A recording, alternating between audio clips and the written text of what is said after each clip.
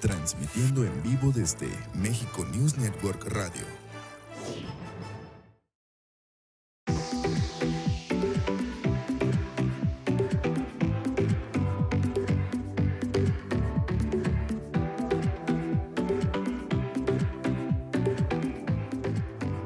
Qué gusto poder saludarlos a través de este espacio, por supuesto aquí en mi casa, México News Network Radio. Estos líderes, yo soy David Pantoja y tengo el gusto, ya lo saben, aquí siempre en este espacio, el gusto de tener a mis grandes amigos y Saúl Enríquez es uno de ellos. Bienvenido. Muchas gracias, Dave. Encantado. Es un gusto y sobre todo agradezco infinitamente que siempre que hago el llamado acudes. No, feliz yo siempre. Y hoy vamos a platicar harto y tendido de lo que más amas hacer, que es el teatro. Eres director de una compañía de teatro llamada Nunca Merlot. Y quisiera preguntarte, ¿por qué le pusiste ese nombre? Si a muchos nos encanta el Merlot, ¿eh? Sí, fíjate que, bueno, es una compañía que ya tiene varios 13 años, sí. 13 años Sí, aquí sí. En Cancún. Entonces, bueno, estábamos como en un momento, pues éramos finalmente más chavos. Y había una película que nos gustaba mucho que se llama Entre Copas. Uh-huh. Y entonces hay una escena en donde un tipo le está enseñando a su amigo a tomar vino y no comprende pues, cuáles son las particularidades. Sí. Y entonces le dice una de esas frases: nunca pidas un Merlot porque es una uva que se produce rápido y que no alcanza su verdadero poder. Y entonces esta metáfora nos gustó. Nosotros cuando dijimos Nunca Merlot es nunca hacer teatro con prisa, sino que esperar a que los proyectos maduren, que estén como en su estado más óptimo para entonces presentarlos al público.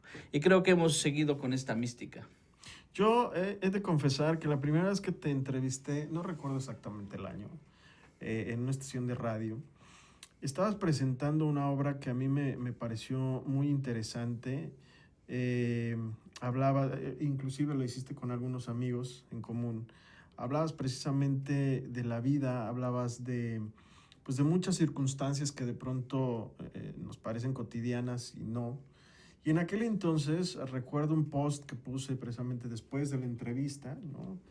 El gusto, ¿no? O ese buqué con el que me había quedado hablando de vinos, de haberte entrevistado. Y me pareció que desde entonces te sigo la huella y he sido fan tuyo y lo hemos dicho en varios medios cuando hemos tenido la oportunidad. Porque las obras de teatro que realiza Saúl Enríquez son muy de hoy, son muy actuales, que te remueven muchísimo. Y me encantaría preguntarte, ¿qué es lo que te inspira precisamente a hacer este tipo de obras? Porque no tengo el número exacto de obras que ya llevas a tu haber, pero pues son muchas, muy interesantes, de diversas cosas, ¿no? Y que hablan de ese ser humano que a veces queremos hasta esconder, ¿no? Uh-huh. Pues mira, la verdad es que también conforme estoy por cumplir 40 años, entonces el tema de la madurez y de se da solo. y de tratar de saber por qué uno hace las cosas o por qué hiciste las cosas, tal. Siempre en mí había un interés quizás inconsciente como dijera Saramago, como de corregir la tarea a Dios, ¿no? Ok. De proyectar quizás la parte más oscura del ser humano uh-huh. En la búsqueda de la luz. Sí, ¿no? Sí, eso es lo que caracteriza. Sería como tu línea.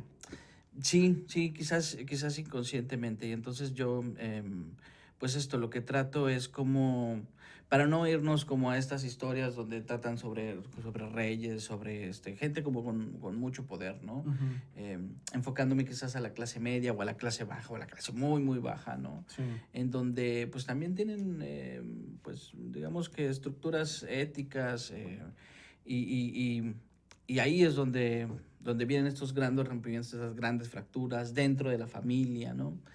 Entonces me interesa mucho ver cómo que el público se identifique con eso de yo puedo ser ese, ¿no? Yo estoy a 2 segundos de cometer un crimen, yo he cometido esas mentiras, yo he Entonces, tratar de poner a los personajes en los lugares más desafortunados para que logren sobrepasar estos obstáculos, ¿no? Es un poco como la teoría de mis obras. Bueno, lo sabes, es como muy variado también el abanico respecto a también las temáticas que están. Pero dentro de todos está en el centro el individuo, con particularidades ahorita en los últimos años con el tema de la mujer y el tema de los adolescentes, que a mí es una generación que me interesa muchísimo. Te llama mucho la atención. Y más en México, creo que estamos en una coyuntura de que si no les volteamos a ver a nuestros jóvenes, quién sabe qué vaya a pasar en 10, 15 años. Es lo que te iba a preguntar precisamente más adelante, pero me adelanto, vaya la redundancia, esta pregunta. ¿Por qué trabajar con jóvenes? Pues creo que hay mucho que aprenderles. Creo que están cambiando las reglas. No, bueno, totalmente. De cómo... pero a un nivel profundo. O sea, no hablo como un terreno profesional, sino la manera de organizarse, de comprometerse, ¿no? Algo que nosotros crecimos con esto de comprométete con algo y lúchalo a muerte, ¿no? Y entonces ellos como que no tienen ningún problema con estar saltando de una lucha a otra y eso no los hace menos legítimos, me parece, ¿no? Entonces estoy como en ese proceso de entender... ¿Te ha sido fácil que cambien, entender esa parte de que cambien de estandartes de un tiempo muy corto a otro? ¿Crees que sea generacional? Porque es todo un tema ahí. Sí, es todo un tema. Mira, mi trabajo como dramaturgo, como gente de teatro es observar y poner en el escenario. No, porque si intento juzgarlo... No, pero no sin juzgar. Ya una postura personal de Saúl, como ser humano que va... a cumplir 40 años, en esta también etapa transitoria de los 40, ¿no? Pues hay de todo, ¿eh? O sea, la verdad que sí hay muchachos desesperantes, muchachas desesperantes, pero también hay jóvenes que yo les aprendo muchísimo con... no van a la guerra con todas sus armas, ¿no? Es decir, dejan unas en casa porque saben que tienen que librar otras batallas. Ya. No queman sus naves. Ajá. Entonces, porque quizás nosotros les hemos dicho, porque ellos son el resultado de nosotros. Claro. ¿No? O sea, nosotros los educamos así, nosotros les enseñamos a que no creyeran en sus maestros, en sus padres, en la iglesia, sí, que no hubiera límites. En las parejas. Y entonces de pronto decir, bueno, ¿por qué no te comprometes con algo? Pues porque tú me dijiste que nada valía, ¿no? Claro. Entonces, pero están aprendiendo a qué es importante, porque sí necesitas algo a que aferrarte, y más cuando hay naufragios, ¿no? Claro, necesitas decir, bueno, esta es mi tablita. Sí. Cada uno de nosotros quizás la tenemos, ¿no? Y los que no, pues bueno, ahí, pues eso, se pierden. Claro. Ahora, es interesante lo que nos estás platicando porque dentro de tus obras, específicamente la última, trabajaste con puro adolescente, con puro chavo. No es la primera, seguramente no será la última, pero a mí me llamó mucho la atención precisamente esta parte de trabajar específicamente con los chavos. Y esta obra de teatro, que también es una obra que pues es una montaña rusa, ¿no? Digo que es la montaña rusa de Enríquez porque así nos tienes acostumbrado. Dio mucho de qué hablar en estos últimos años. Estuvo dando vueltas alrededor de la República Mexicana, en el interior de la República Mexicana. Una obra que se llama Siete, ¿no? Y que me gustaría que nos plantearas precisamente cuál es la dinámica y después de esta dinámica que tuviste con Siete, ¿qué es lo que visualizas? Porque fue una obra que siento yo, no sé, a lo mejor me equivoco, te marcó. Sí, bueno, Siete viene de es una obra que me tomó muchos años escribir, o sea, terminarla, no es que la estuviera tomando todos como 5 o 6 años, ¿no? Sino que la empecé, la dejé y luego la retomé y tal. Y tiene que ver con una anécdota que yo tuve de adolescente, justamente. Conocí a 2 niños de 7 y 10 años, sí, en donde buscaban a un ranchito, que su papá les dijo que ya los esperaba. Y entonces esta escena la anécdota es más grande que lo que viví con ellos, pero a mí esta idea de 2 chicos desamparados, ¿no? Sin saber a los peligros que se estaban metiendo, Claro. y con la búsqueda de un lugar que no era como o sea, porque no daban una dirección, nomás en un ranchito. Ujú. Entonces ellos iban caminando hacia los ranchitos. Pero que había una esperanza al final y al cabo, Había ¿no? una esperanza, pero Porque la eso verdad los que... movía, quizá. Sí, no, por supuesto, tienes toda la razón. Sí, el tener un objetivo siempre te hace caminar hacia una dirección. Claro. Pero pues era más como en el sueño. Y entonces esta obra la escribo pensando que ellos hayan pues encontrado este ranchito. Y 7, la obra lo que trata es de un niño de la calle que nace con una sonrisa hermosa, ¿no? Ujú. Y entonces, de cierta manera, su grupo alrededor lo que intenta es de que este niño no pierda esta sonrisa, ¿no? Es como lo más valioso que tenemos dentro de la podredumbre, Claro. que es una metáfora que puede replicar en cualquier estrato social, ¿no? Ujú. ¿Qué es lo más valioso que tengo y qué quiero rescatar? Sí. Y entonces en ese trance, para que las cosas se movieran, lo que hice fue quitarle al niño pues lo que más amaba, que era su mamá. Que es la madre, que ahí es donde nos diste a todos. Ajá. Y pues te das cuenta que también la mamá más adelante está corrompida. Sí. O sea, hay una serie ahí de cosas que hacen pues que esta obra haya tenido el impacto que ha tenido. Y yo creo que les habla sobre todo a los jóvenes, ¿no? Sobre todo este trabajo colaborativo como jóvenes, de saber que en cuanto uno se separaba, se perdía o Claro. moría. Entonces, eso justo lo aprendí también de los jóvenes, este trabajo comunitario, los veo así. Incluso saliendo, o sea, chicos que trabajé con ellos en la secundaria, que ahorita están saliendo en la universidad, ¿no? Ujú. Los que se quedaron con grupos están Ujú. ahorita trabajando, están generando empresas y tal. Y los que fueron un poco egoístas se están quedando ahí, Varados. varados. Y hablando de chicos que estuvieron en contacto precisamente con 7, porque sé que tuviste varias funciones de muchos chavos de escuelas. ¿Qué te decían los chavos al salir después de disfrutar una de tus obras? Específicamente 7. Pues mira, es que con esa obra nos pasaron cosas padrísimas. Había una maestra, por ejemplo, que me decía, ojalá que ellos se den cuenta que son ellos los que están en escena, ¿no? Cabe acotar que la obra estuvo hecha sobre el Programa Nacional de Teatro Escolar, que tiene la misión de ir a escuelas públicas, Ujú. ¿no? E impactar a la mayor cantidad de números de personas posibles. Son 80 funciones que ya están pagadas por el Estado. Sí. Y un joven que me dijo, gracias por ayudarme a comprender a mi mamá, ¿no? Ok. Otro que me dijo, yo tenía un 7 y yo no lo pude salvar, Ya. ¿no?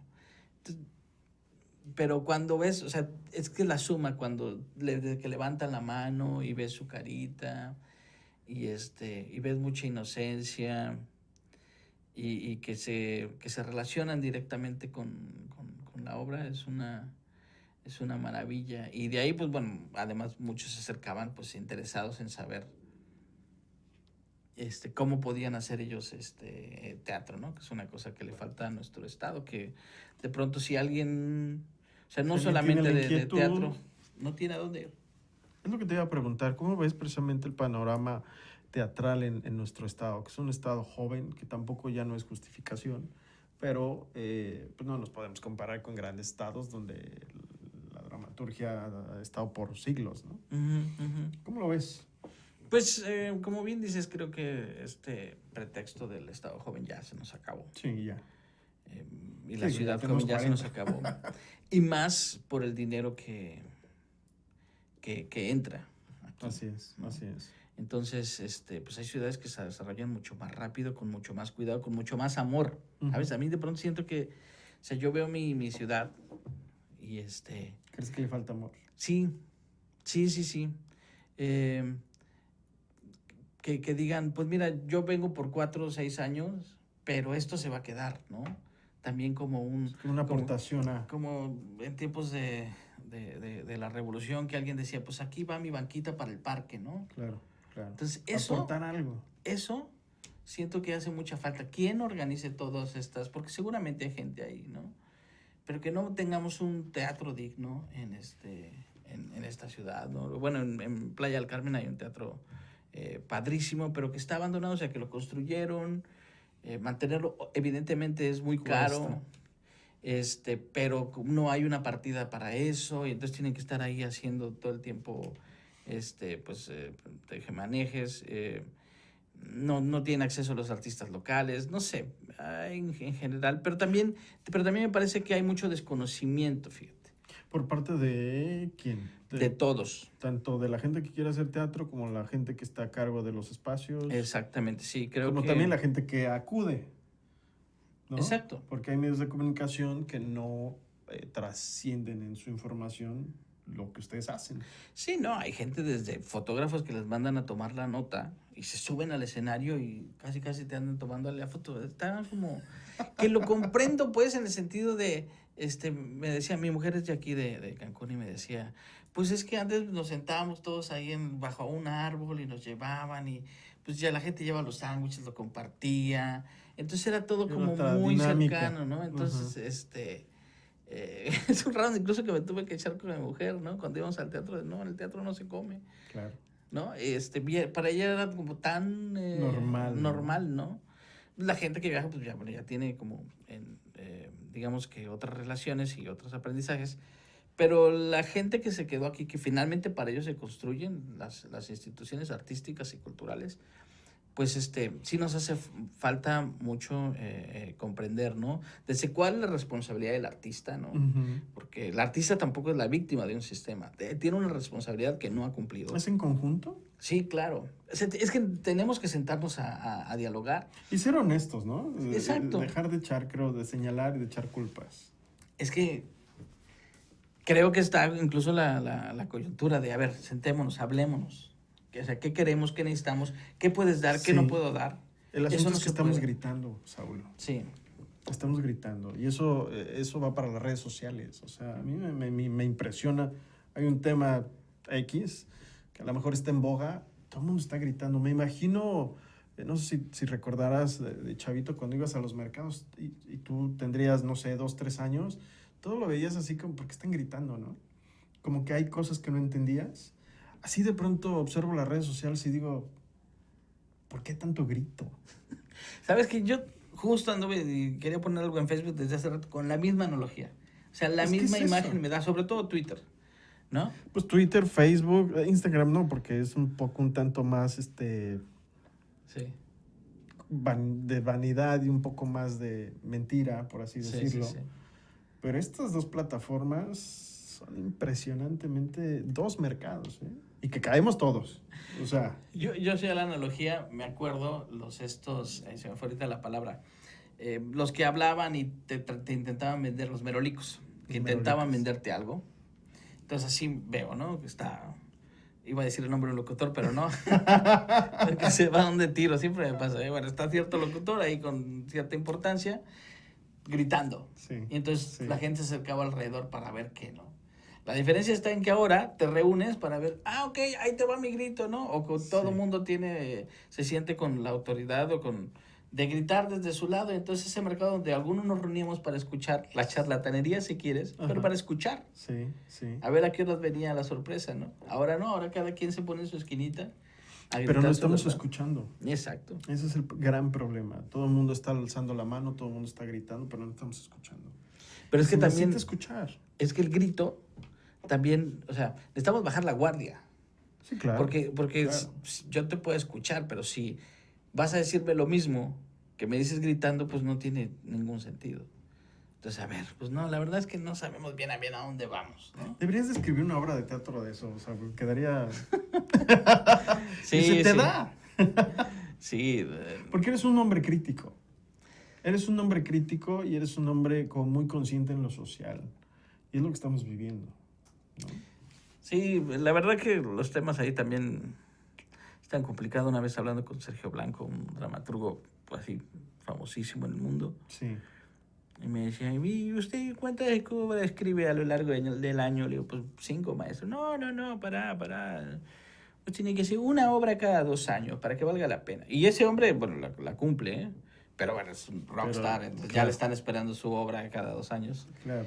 Y sí, intento escribir de muchas cosas y ahora justo a partir de que ingreso al Sistema Nacional de Creadores, Ujú. también yo ya necesitaba eso, ¿sabes? Era como, escribe. Un empujón. Pues un empujón, pero también digamos que ya no andar tras la chuleta, Ok. sino que decir, a ver, voy a hacer 5 obras en 3 años. Y estos son mis temas, y estos son mis intereses y tal. Y afortunadamente, pues el jurado decidió que yo fuera uno de los beneficiados. Y entonces, pues bueno, me voy a dedicar a esos 5 años. Ya tenía también comprometido por el rol que traía otras 3 obras. Ujú. Pero sí quiero. Fíjate que para Royal Court escribió una obra que se llama El hombre que quiso hablar con el presidente. Ok. Y se trataba básicamente de qué tengo yo que hacer para llegar al presidente. Entonces una vez que llegaban ahí decían, bueno, ¿y ahora para qué? ¿No? Y hacia la analogía, incluso no podían entrar a Los Pinos por toda esta cosa que había, ¿no? Y finalmente cuando llegaba, pero un anciano además, antes de llegar moría el viejo, Ok. y entonces quedaba el joven, ¿no? Y entonces el joven no tenía nada que decirle a El este presidente. presidente, y la analogía era que hablar con ese presidente, que en ese momento para mí pues era el gobierno anterior, Ajá. era lo mismo que hablar con cualquiera de las estatuas que están ahí en Los Pinos, ¿no? Ibas a Ok. obtener el mismo resultado. Y ahora, al menos en lo simbólico, ha cambiado esta figura. Claro. Ahora te lo encuentras hasta en el aeropuerto, ¿no? Sí, yo ya me lo encontré, ¿no? También esa cosa de que no trae seguridad también es... Pero bueno, son narrativas que se crean alrededor. Claro. Pero finalmente creo que hay que tomar ese pretexto también nosotros como sociedad, ¿no? Hay una apertura, así hay una apertura, vamos a ver, ¿no? Un amigo hotelero también, pues yo le estuve diciendo la ciudadanización, o sea, tienen que escucharnos y tú sabes que siempre he estado ahí, ¿no? Y entonces ya finalmente él empieza a ir a estas juntas, y de pronto escuchar, no solamente, digo, de entrada ya que te escuchen, Ujú. ya estamos del otro lado, ¿no? Claro. Que ya luego cuando te das cuenta, ok, sí me escuchan, pero no cambia nada. Entonces tengo que meter las manos, Sí. ¿no? Estamos en ese proceso, y entonces él también está en ese proceso, y así mucha gente que conozco en el país también ya se están metiendo ahí, pero con el afán de construir. O sea, la gente que estoy como siguiendo con esta nueva forma de relacionarse con el gobierno es gente que quiere construir, ¿Y qué quieres sumar? que quiere sumar, Ya. y que saben que si las instituciones se fortalecen, nos fortalecemos todos. Sí, porque estamos en una temática de división complicada, ¿no? Sí, creo que a partir de lo mismo, de que no nos estamos escuchando. Así es. Y es algo tan elemental como pues todos queremos lo mismo.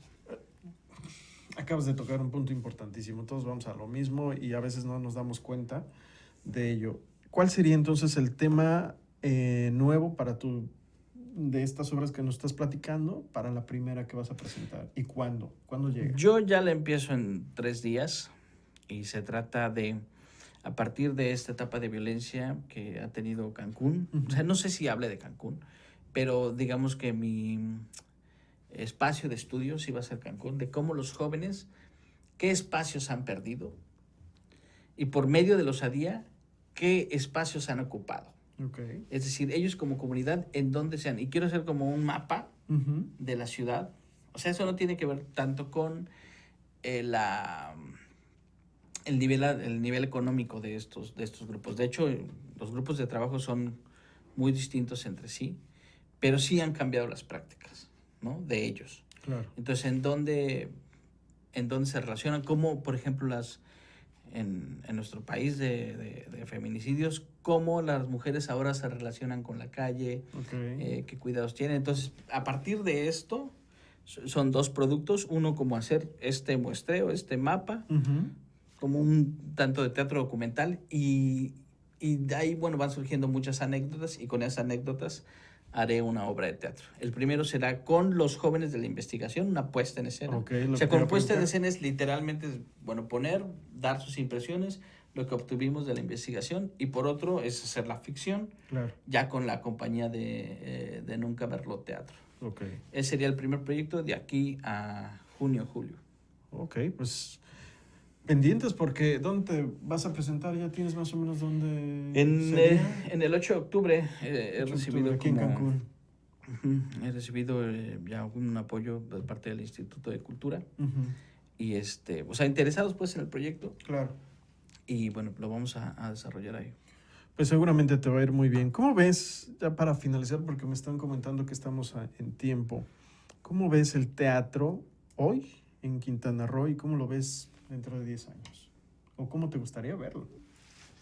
Tiene que cambiar y fíjate que el año pasado empezó todo un movimiento, al menos aquí en Cancún, no solamente de las artes escénicas, sino de toda la comunidad artística, tratando de empujar, de organizarse. Es muy difícil porque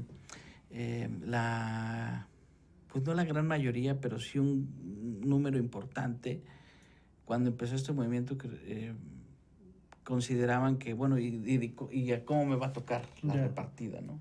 Es como, ahí está el pastel, vamos a repartirnos porque nosotros lo merecemos. No. Bueno, ya estamos y ahora ¿qué hay que hacer? Pues hay que construir, hay que hacer porque no hay nada. Claro. Y el presupuesto incluso sufrió otro recorte, ¿no? Está como más controlado en que llegar a ciertas partes, pero digamos que lo que recibe el artista independiente sufrió otro recorte. Es decir, de lo que sobrevive de las becas, de las convocatorias, de tal, ¿no? Que son siempre como alicientes para que el artista pueda seguir adelante independientemente de su área artística. Sí. Entonces, pues bueno, tiene que construir público, pero hay que cambiar las formas de comunicar. ¿Cómo? ¿Cómo crees? Pues yo creo que tiene que ser trabajo a tierra. O sea, tan sencillo como... Yo vengo de una familia de comerciantes. Ok. ¿No? Y entonces, pues tú pones tu negocio a todo dar, pues hay que salir a la calle a mostrarlo. Claro. O sea, literalmente ir persona por persona y decirle, oye, mira, pero antes tienes que tener un producto muy bueno. Si no tienes un producto muy bueno, no hay... No tiene sentido, porque va a llegar, va a consumir y va a decir, ay. En esta unión que platicas, ¿ya hay público, Saúl, o no? Sí hay público y está contabilizado. Pero ya es el que siempre está. Pero es en una ciudad de casi 1 millón de habitantes, son 7,000 personas las que consumen cultura, las que están dispuestas a pagar cultura. Aquí. Que esa es otra. Porque estamos en un lugar donde todo lo queremos gratis. Sí, afortunadamente todavía en Cancún, y eso sí, yo creo que se debe a las artes escénicas, y han acostumbrado al público de que cuesta determinada cantidad de dinero. Claro. Porque normalmente en los estados el teatro 30 pesos una entrada no te alcanza para nada y por eso presentaron las obras de mala calidad, y por eso se cansan, y por eso hay tanto amateur, y por eso porque pues se lo toman como un hobby, y es lo que hemos tratado de pues cambiar desde la compañía. Dentro de todo esto que nos estás platicando, ¿crees que en 10 años estemos hablando de un público mayor, de calidad extrema, por así decirlo, en comparación de un 2019? Yo creo que hay que apostar a los niños y a los jóvenes. Hacer obras de teatro con ellos. Hacer obras de teatro, ellos. hacer cuestiones artísticas, que nos vean cercanos, que nos vean también, y eso depende de la institución, de los medios, como figuras a reconocerse, figuras a admirarse. Oye, mira, es pintor, y no es pintor porque agarra las tardes y agarre un plumón, sino porque tiene otra mirada de la vida. Claro. Te va a ayudar a comprender la vida de otro desde la metáfora. Claro. ¿No? Que es como o sea, estamos acostumbrados a relacionarnos con metáforas todo el tiempo. Lo que pasa es que no lo comprendemos. Qué día tan triste, qué día nublado. Eso es una metáfora y nos hace sentido y nos hace comprender el mundo. Claro. Entonces, por eso es el valor del artista, ¿no? Entonces, en la medida que podamos comprender el mundo, podemos acceder a él y podemos tener control de él. Mientras no, pues andamos ahí como animalitos y sin comprender bien a qué estamos aquí. ¿Dónde te pueden encontrar esos jóvenes, esos chavos en sus redes sociales? Pues tenemos la página de la compañía en Facebook, Nunca Merlot Teatro, Ujú. Nunca Merlot Teatro. Y pues ahí contáctenos y síganos porque pues vienen muchas sorpresas para los jóvenes. Y en el Facebook personal, porque de pronto déjenme decirles, digo, no sé si lo tengas abierto o no, pero ¿cómo está tu hija, por cierto? Muy bien. Muy bien. Porque es una inspiración cotidiana para Saúl Enríquez. Y lo más maravilloso es que nos lo comparte a través de sus redes sociales. Sí, tengo una hija filósofa que está teniendo ¿Cuántos años tiene ya? Tiene 7 años. 7 años. 7 años. Y sí, de pronto, ya cuando me ven en la calle con ella, es como, pues que no era chiquita. Es que también el tiempo es muy chistoso cómo sucede. Creen que siempre están hablando de la niña. O sea, Romina empezó a sorprenderme desde que empezó a hablar. Ajá. Y la primera anécdota que puse ahí sucedió casi a los 2 años y medio. Y de ahí para el Real. Ahorita justo está porque me dicen, ¿ya no has subido? Pues es que no ha dicho cosas interesantes. Ya creció un poco. No, Entonces no, ya es que sabes que ya está. su pensamiento es distinto, ¿no? Sí, y ya antes le aplicaba la mayéutica, ¿no? Le hacía preguntas y solita le iba llevando, tal.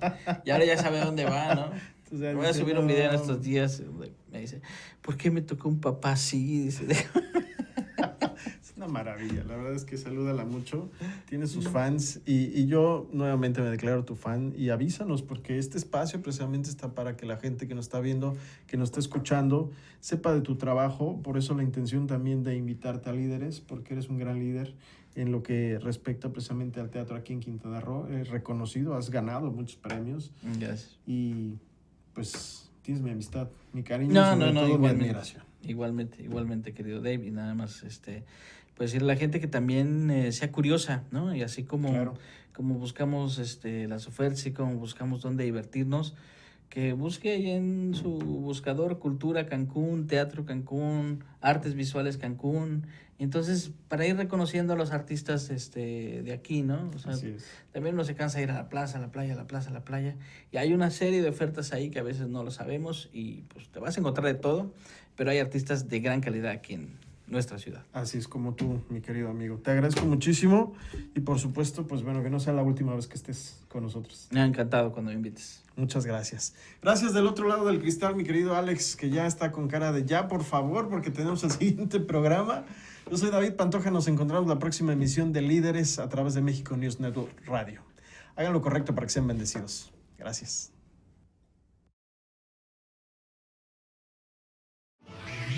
Transmitiendo en vivo desde México News Network Radio.